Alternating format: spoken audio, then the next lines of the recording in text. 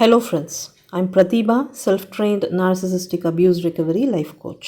Narcissistic abuse பற்றின கன்ஃபியூஷன்ஸையும் டவுட்ஸையும் clarify பண்ணிக்கிறதுக்காகவும் ஹீலிங்காகவும் என்கிட்ட paid session attend பண்ணணும்னு நினைக்கிறவங்க ஸ்க்ரீனில் தெரிகிற இந்த வாட்ஸ்அப் நம்பருக்கு மெசேஜ் பண்ணுங்கள். ஒரு நார்சிசிஸ்ட் கூட வாழறது பேய் கூட வாழறதுக்கு சமம். அதுலேயும் ஒரு நார்சிசிஸ்டிக் ஃபேமிலியில் வாழறதுங்கிறது ஒரு பேய் கூட்டத்துக்கு நடுவில் சிக்கின மாதிரி இருக்கும். நார்சிசிஸ்ட் கூட இருக்கும்போது உங்களுக்கு ஒரு மாதிரி அன்ஈஸியாக ஃபீல் ஆகும், கவனிச்சிருப்பீங்க. ஆக்சுவலி அது என்ன ஃபீலுங்கிறது உங்களுக்கு ப்ராப்பராக கனெக்ட் ஆகணும்னா நீங்கள் இந்த எக்ஸ்பெரிமெண்ட்டை ட்ரை பண்ணி பாருங்கள். நார்சிசிஸ்ட் உங்கள் கூட வீட்டில் இருக்கும்போது ஃபோனில் ஏதாவது ஒரு பேய் படத்தோட பிஜிஎம்மை வச்சுட்டு ஹேண்ட்ஸ் ஃப்ரீயில் கேட்டுக்கிட்டே அவங்கள பாருங்கள். உங்களோட அந்த அன்ஈஸி ஃபீல் கூட அந்த பிஜிஎம் பர்ஃபெக்டாக மேட்ச் ஆகும். அது என்ன மாதிரியான ஃபீல் அப்படிங்கிறது உங்களுக்கு அப்போ புரியும். ஆக்சுவலி பேய் இருக்குது அப்படிங்கிறதுக்கு சயின்டிஃபிக் ப்ரூஃப் எதுவும் கிடையாது. ஸோ இதை நான் சயின்டிஃபிக் பேஸில் சொல்லலை. நார்சிசிஸ்டோட ரியாலிட்டியை நான் இந்த கோஸ்ட் அப்படிங்கிற ஒரு விஷயத்தோட ஜஸ்ட் கனெக்ட் பண்ணுறேன். மனித உணர்வுகளும் உணர்ச்சிகளும் இல்லாத ஒரு உடம்பை, ஒரு வெற்றுடலை நம்ம என்னன்னு சொல்லுவோம்? சடலம்னு சொல்லுவோம். ஆனால் அந்த சடலம் பயாலாஜிக்கலாக ஃபங்க்ஷன் ஆகிட்டுருக்குன்னு வச்சுப்போம். அதாவது உயிரியல் ரீதியாக இயங்கிக்கிட்டு இருக்கு. மனித உடலுக்கான உயிரியல் காரணிகள், அதாவது இந்த skeletal, muscular, nervous, endocrine, cardiovascular, lymphatic, respiratory, digestive, urinary and reproductive systems, இது எல்லாமே வேலை செய்யுது. ஆனால் ஒரு மனுஷனுக்கு அடிப்படையாக இருக்கக்கூடிய எந்த விதமான உணர்வுகளும் உணர்ச்சிகளும் இந்த உடம்புக்கு கிடையாது. பச்சாதாபம், பரிதாபம், ஈவு, இரக்கம், கருணை, வருத்தம், குற்ற உணர்ச்சி, இந்த மாதிரி மனிதாபிமானம் சார்ந்த எந்த ஒரு உணர்வும் இல்லாத இந்த வெற்றுடலுக்குள்ள வாழற இந்த ஜீவராசிகளை தான் நம்ம நார்சிசிஸ்ட் அப்படின்னு சொல்கிறோம். இப்போ இந்த ஜீவராசிகளை கோஸ்ட்டுன்னு சொல்லாமல் வேற என்னன்னு சொல்கிறது? சாரி, தெரியாமல் நான் ஜீவராசிகள்னு சொல்லிட்டேன், ஜந்துக்கள். ஸோ இந்த உணர்வுகளும் உணர்ச்சிகளும் இல்லாமல் ஜஸ்ட் பயாலாஜிக்கலாக ஃபங்க்ஷன் ஆகிட்டு இருக்கிற இந்த ஜந்துக்களை நம்ம கோஸ்ட்டுன்னு சொல்லாமல் வேற என்னன்னு சொல்கிறது? ஜஸ்ட் மனித உருவத்தில் இருக்கிறதுனால மட்டுமே இந்த நச்சுகளை நம்ம மனிதர்கள் அப்படின்னு கருத முடியாது இல்லையா? So as per this logic நம்ம பார்க்கும்போது மனுஷங்களுக்கு இருக்கக்கூடிய எந்த விதமான உணர்வுகளும் உணர்ச்சிகளும் இல்லாத இவங்க சடலத்துக்கு சமமானவங்க. ஆனால் இந்த சடலத்துக்கு உயிரியல் ரீதியாக இயங்கக்கூடிய ஆற்றல் இருக்குது. அதோடு சேர்ந்து வன்மம், வஞ்சம், பொறாமை, பழி உணர்வு, காழ்ப்புணர்வு, இந்த மாதிரி மனித பண்புக்கு எதிரான குணங்கள் மட்டும்தான் இவங்கக்கிட்ட நிரம்பி இருக்குது. ஸோ மெட்டஃபாரிக்கலி ஸ்பீக்கிங், அதாவது உருவகமாக சொல்லணும்னா இந்த நச்சுகள் மனித உடலில் நடமாடிக்கிட்டு இருக்கிற பேய்கள் அப்படின்னு சொல்லலாம். ஸோ லிட்ரலி பேய் அப்படிங்கிற தகுதியை தவிர இவங்களுக்கு வேறு எந்த தகுதியும் கிடையாது. They are nothing more or less than a ghost. நச்சுகளை நடமாடும் சடலங்கள் அப்படின்னு சொல்கிறதோட அர்த்தம் அவங்க இறந்துட்டாங்க அப்படிங்கிறது கிடையாது. அவங்களுக்குள்ள மனிதம் இறந்து போச்சு. இறந்து போன அந்த மனிதத்தின் மேலே எழுப்பப்பட்ட கல்லறை தான் இவங்களோட இந்த உடம்பு.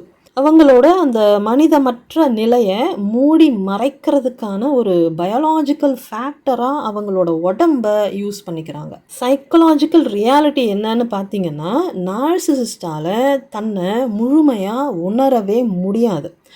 அவங்கள அவங்க வெறுமையாக தான் உணர்வாங்க. ஒரு எம்ப்டினஸ் அவங்களுக்குள்ளே இருந்துக்கிட்டு இருக்கும். அந்த எம்ப்டினஸை மட்டும்தான் அவங்களால ஃபீல் பண்ண முடியும். அந்த வெறுமையை, அந்த எம்டி ஃபீலை போக்கிக்கிறதுக்காக அவங்க மனிதர்களை வேட்டையாடுறாங்க.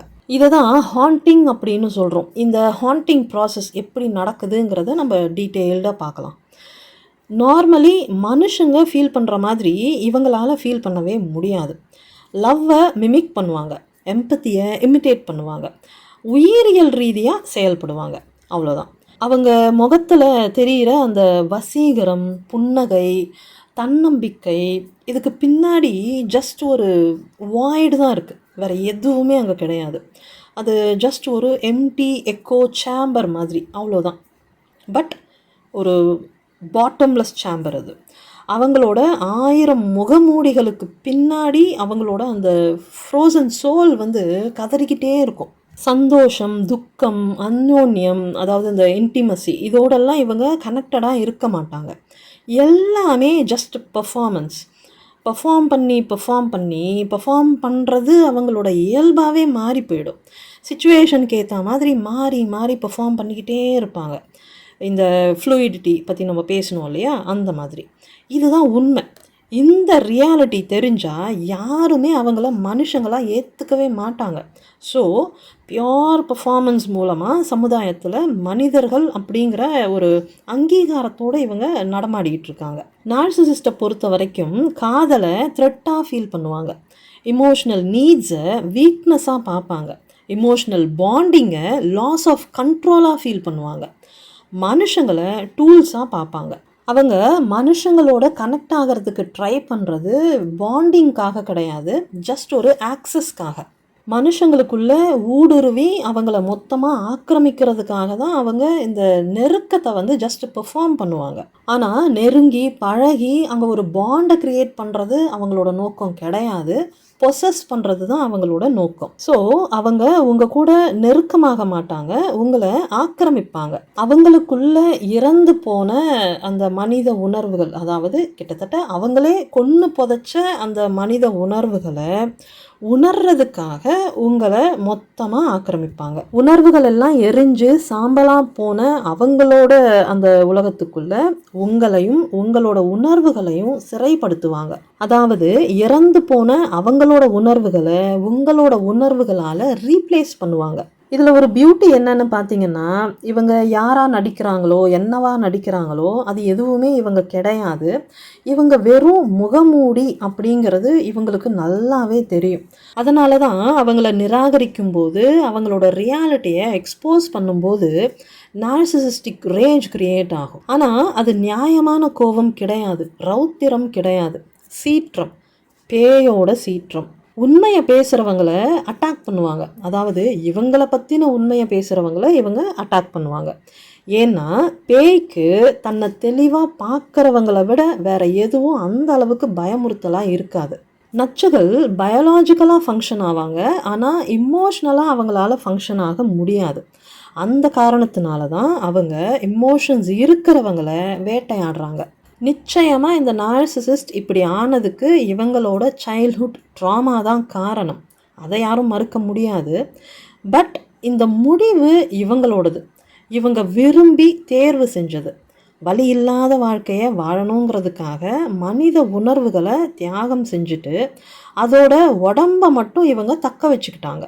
தன்னை சகஜமான மனிதர்கள்னு சொசைட்டியில் ப்ரூவ் பண்ணிக்கிறதுக்காகவும் இவங்களால் உணர முடியாத அந்த உணர்வுகளை இவங்களோட விக்டிம்ஸ் மூலமாக உணர்றதுக்காகவும் அதுக்கான மூலாதாரமாக இவங்க உறவுகளை உருவாக்குறாங்க. அதாவது அவங்களோட விக்டிம்ஸை உறவுகளால் லேபிள் பண்ணுவாங்க. இவங்க உருவாக்குற இந்த ரிலேஷன்ஷிப் டைனமிக்கில் ஃபஸ்ட்டு நம்ம வந்து இந்த பேரண்ட் அண்ட் சைல்டு ரிலேஷன்ஷிப் பற்றி பார்ப்போம். நார்சிசிஸ்டிக் பேரண்ட், அதாவது இந்த கோஸ்ட் பேரண்ட் வந்துட்டு அவங்க பெத்த பிள்ளைகளை அவங்களோட எரிஞ்சு சாம்பலாக போன அந்த ஐடென்டிட்டியோட ரீப்ளேஸ்மெண்ட்டாக யூஸ் பண்ணிப்பாங்க. அவங்க தொலைச்ச அந்த ஐடென்டிட்டியாக அவங்களோட பிள்ளைகளை க்ரூம் பண்ணுவாங்க. Scapegoat, golden child, invisible சைல்டுன்னு அவங்களுக்கு டிஃப்ரெண்ட் ரோல்ஸை கொடுப்பாங்க.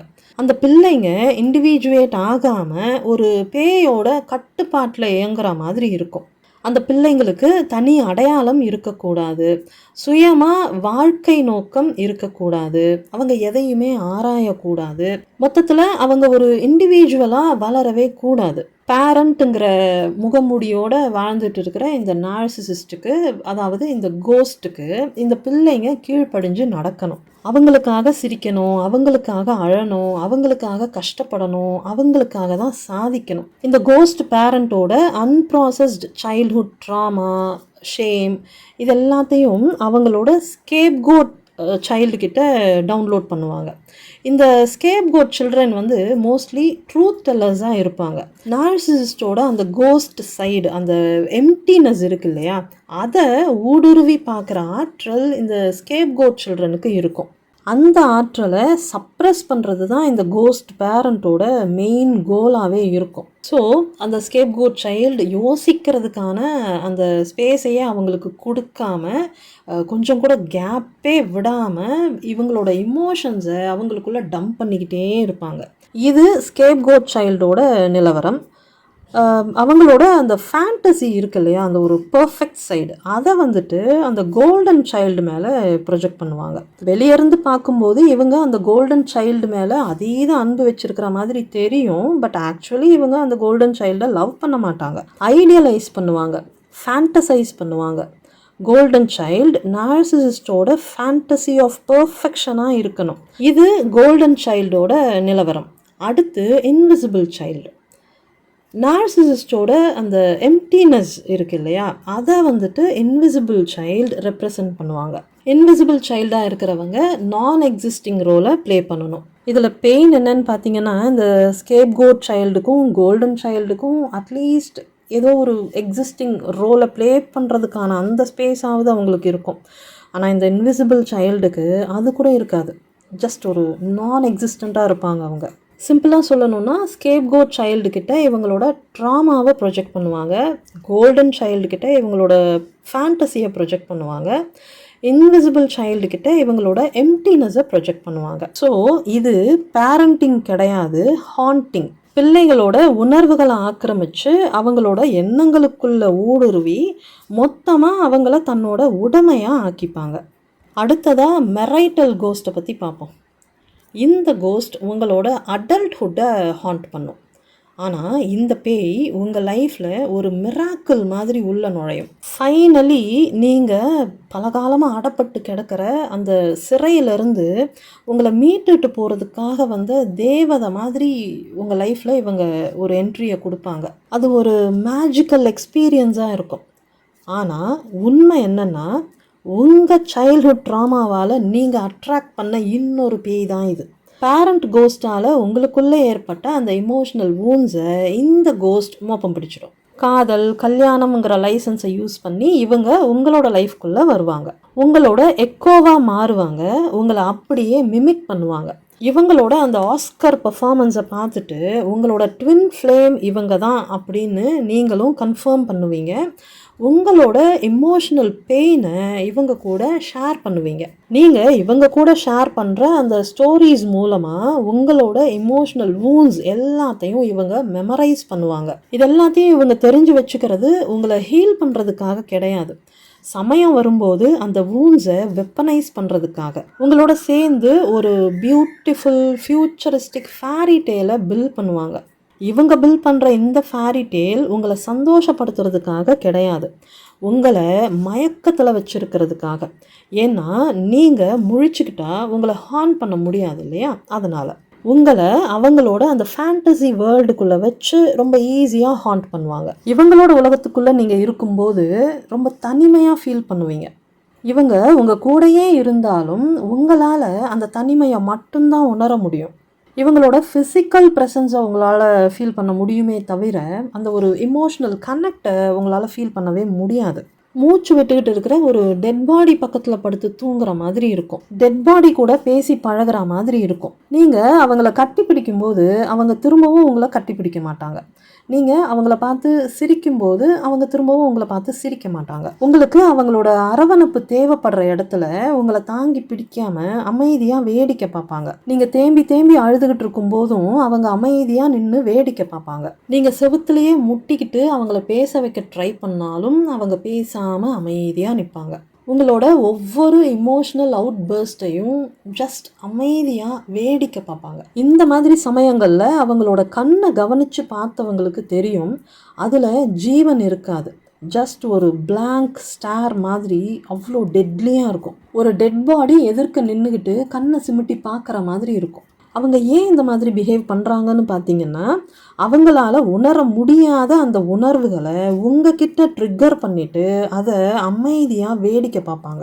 அவங்களுக்குள்ள உருவாக்க முடியாத அந்த உணர்வுகளை உங்கள் மூலமாக உணர்றதுக்கு முயற்சி பண்ணுவாங்க. அப்படி பண்ணும்போது அவங்களோட அந்த டெட் சோலுக்கு உயிர் கிடைச்ச மாதிரி இருக்கும். உங்களோட இமோஷன்ஸ் அவங்களுக்கு லைஃப் லைனாக வேலை செய்யும். இதுதான் அவங்களுக்கான சப்ளை. உங்களோட பேரண்ட்ஸ் உங்களை அடைச்சி வச்ச அந்த சிறையிலிருந்து இவங்க உங்களை காப்பாற்றுவாங்கன்னு நீங்கள் நினச்சிங்க. ஆனால் இவங்க உங்களை அந்த சிறையிலேருந்து காப்பாற்றி இவங்களோட சிறைக்குள்ளே பூட்டி வச்சுடுவாங்க. அதுக்கப்புறம் உங்களோட நர்வஸ் சிஸ்டம்குள்ளே புகுந்து ஹேக் பண்ணுவாங்க. எல்லா கோடையும் மாற்றி எழுதுவாங்க. இதெல்லாம் உங்களுக்கு தெரியறதுக்குள்ள உங்களோட நியூரான் சிஸ்டமை கம்ப்ளீட்டாக ப்ரொசஸ் பண்ணிடுவாங்க. இந்த மாதிரி கொஞ்சம் கொஞ்சமாக உங்களுக்குள்ள ஊடுருவி உங்கள் நினைவுகள், உள்ளுணர்வு, உடம்பு, ஆன்மா எல்லாத்தையும் இவங்க முழுசாக ஆக்கிரமிச்சிடுவாங்க. கொஞ்ச நாளில் உங்களோட முகம் பேயரைஞ்ச மாதிரி இருக்கும். உங்களோட பொலிவு, சிரிப்பு எல்லாம் காணாமல் போயிடும். உங்கள் பேச்சு, நடை, உடை, பாவனை, பாஷை இது எல்லாமே மாறி போகும். ஆனால் இது எல்லாத்துக்கும் அடிப்படை காரணம் என்னன்னு பார்த்தீங்கன்னா உங்களோட சைல்ட்ஹுட் ட்ராமா. அதோட எக்கோ தான் இவங்களை உங்கள் பக்கம் அட்ராக்ட் பண்ணிச்சு. யாராவது என்னை பார்க்க மாட்டாங்களா, யாராவது என்னை வேர்த்தின்னு சொல்ல மாட்டாங்களா, யாராவது என்னை பாதுகாப்பாக உணர வைக்க மாட்டாங்களான்னு உங்களோட இன்னர் சைல்டு மனசுக்குள்ளே குமுறிக்கிட்டு இருக்கிறது இவங்களோட காதில் விழுந்துடும். அந்த எக்கோவை ஃபாலோ பண்ணி தான் இவங்களும் உங்களை தேடி வருவாங்க. ஃபைனலி நான் தேடிக்கிட்டு இருந்த சேஃபான வீடு எனக்கு கிடச்சிடுச்சுன்னு உங்களோட இன்னர் சைல்டு நிம்மதியாயிடும். நீங்கள் சேஃபாக இருக்கும் அப்படின்னு நினச்சி உள்ளே போன அந்த வீட்டுக்குள்ளே எப்பவும் ஏதோ சரியில்லாத ஒரு உணர்வு இருந்துக்கிட்டே இருக்கும். அங்கே ஒரு மயான அமைதி இருக்கும். அந்த அமைதியோட சத்தம் தாங்க முடியாத அளவுக்கு இருக்கும். அந்த வீடு முழுக்க நீங்கள் விரும்பாத நினைவுகள் நிரம்பி இருக்கும். ஹாலில், பெட்ரூமில், கிச்சனில் எல்லா இடத்துலையும் உங்களை காயப்படுத்துகிற நினைவுகள் நிரம்பி இருக்கும். அந்த வீட்டுக்குள்ளே ஏதோ ஒரு அமானுஷ்யம் நடமாடிக்கிட்டு இருக்கிற மாதிரி ரொம்ப அன்கம்ஃபர்டபுளாக ஃபீல் பண்ணுவீங்க. இவங்க சத்தமே இல்லாமல் காற்று மாதிரி வீட்டுக்குள்ளே நடமாடிக்கிட்டு இருப்பாங்க. அந்த வீடு உங்களுக்கு அந்நியமாக ஃபீல் ஆகும். அந்த வீட்டோட அமைதி உங்களுக்கு நிம்மதியை கொடுக்காது, பயத்தை கொடுக்கும். உங்களோட எனர்ஜி மொத்தமும் கொஞ்சம் கொஞ்சமாக ட்ரெயின் ஆகிட்டே இருக்கும். உங்களோட மனசும் உடம்பும் உங்களுக்கு ஒத்துழைக்காது. இவங்க உங்களை நிறைய இடத்துல எமோஷ்னல் கேஸ்லைட் பண்ணுவாங்க. ஆனால் அதோடு சேர்த்து அந்த வீடும் உங்களை கேஸ்லைட் பண்ணும். இந்த சைக்கலாஜிக்கல் எஃபெக்ட்ஸ் எல்லாமே இந்த நார்சிசிஸ்டிக் ரிலேஷன்ஷிப்பில் வாழறதோட இம்பேக்ட்ஸ். அதனால தான் ஒரு நார்சிசிஸ்ட் கூட வாழறதுங்கிறது ஜஸ்ட் ஒரு டாக்ஸிக் ரிலேஷன்ஷிப் மட்டுமே கிடையாது. அது ஒரு ஹாண்டட் ஹவுஸில் சர்வைவ் பண்ணுற மாதிரி. இதில் இன்னொரு மிகப்பெரிய கொடுமை என்னென்னா இந்த பிரச்சனை எல்லாம் உங்களுக்கு மட்டும்தான் தெரியும், வேறு யாரோட கண்ணுக்கும் தெரியாது. நீங்கள் சொல்ல ட்ரை பண்ணாலும் இதெல்லாம் யாருக்குமே புரியவும் புரியாது.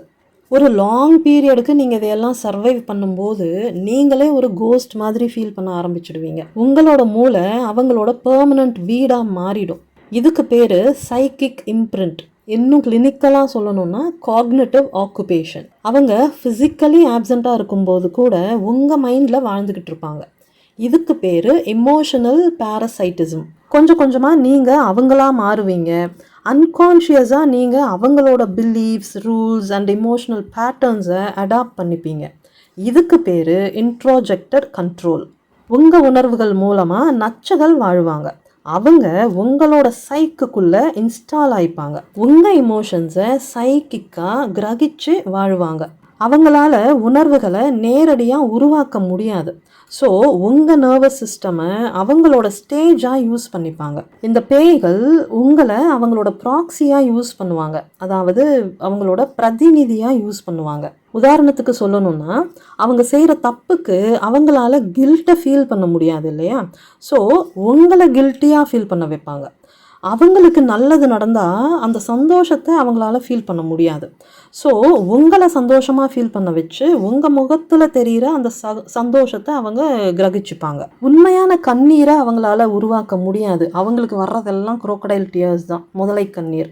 ஸோ அந்த உண்மையான கண்ணீரை உங்ககிட்ட, அதாவது உங்களுக்கு வலியை கொடுத்து உங்களை அழ வச்சு உங்ககிட்ட அதை வர வைப்பாங்க. இந்த மாதிரி அவங்கக்கிட்ட அவங்களால உருவாக்க முடியாத அந்த உணர்வுகளுக்கான பிரதிநிதியாக உங்களை யூஸ் பண்ணிப்பாங்க. நீங்கள் மொத்தமாக காணாமல் போயிட்டு அவங்களோட பிரதிநிதியாகவே வாழ ஆரம்பிச்சிடுவீங்க. ஆனால் இது ஈருடல் ஓருயிர் மாதிரியான கான்செப்ட் கிடையாது. இதுக்கு பேர் சைக்கிக் காலனைசேஷன். நச்சுகள் ஐ லவ் யூன்னு சொல்கிறாங்கன்னா I want to be inside யூன்னு அர்த்தம். நான் உனக்குள்ளே இருக்க விரும்புகிறேன் அப்படின்னு அர்த்தம். நீங்கள் ஐ லவ் யூ டூன்னு சொன்னால் வெல்கம் இன்சைட் அப்படின்னு அர்த்தம். அதாவது நீ உள்ளே வரலாம் அப்படின்னு உங்கள் சோலோட கேட்டை திறந்து விடுறீங்கன்னு அர்த்தம். இப்படி தான் இந்த ஹாண்டிங் ப்ராசஸ் நடக்கும். உங்கள் அனுமதியோடு தான் இந்த நார்சிசிஸ்ட் கோஸ்ட் உங்களை ஹாண்ட் பண்ணுறாங்க. ஆனால் சைல்டுஹுட்டில் ஒரு கோப்பிங் மெக்கானிசமாக உருவான உங்களோட அந்த ஃபால்ஸ் செல்ஃபை தான் இவங்களால் ஹாண்ட் பண்ண முடியும். உங்களோட ஆத்தென்டிக் செல்ஃபை இவங்களால் ஹாண்ட் பண்ணவே முடியாது. இந்த அவேர்னஸ் எல்லாம் உங்களுக்கு இல்லாத வரைக்கும் தான் இவங்களுக்கு உங்களை பொசஸ் பண்ணுறதுக்கான அந்த பவர் இருக்கும். உங்களுக்கு இந்த உண்மையெல்லாம் தெரிஞ்ச உடனே அவங்களுக்கு நீங்கள் கொடுத்த அந்த அனுமதியை கேன்சல் பண்ணும்போது அவங்களுக்கு உங்கள் மேலே இருந்த அந்த பவர் எரிஞ்சு சாம்பலாயிடும். ஏன்னா உண்மைங்கிற நெருப்பை இந்த நார்சிசிஸ்ட் கோஸ்டால் தாக்கு பிடிக்க முடியாது, தெரிச்சு ஓடிடுவாங்க. நீங்கள் ஹீல் ஆகிட்டு உங்களோட ஆத்தென்டிக் செல்ஃபுக்கு ட்ரான்ஸ்ஃபார்ம் ஆகிறதுக்கு என்கிட்ட பெய்ட் செஷன் அட்டன் பண்ணணும்னு நினச்சிங்கன்னா ஸ்க்ரீனில் தெரிகிற இந்த வாட்ஸ்அப் நம்பருக்கு மெசேஜ் பண்ணுங்கள். பத்திரமா இருங்க, பாதுகாப்பாக இருங்க, சந்தோஷமாக இருங்க. Bye friends.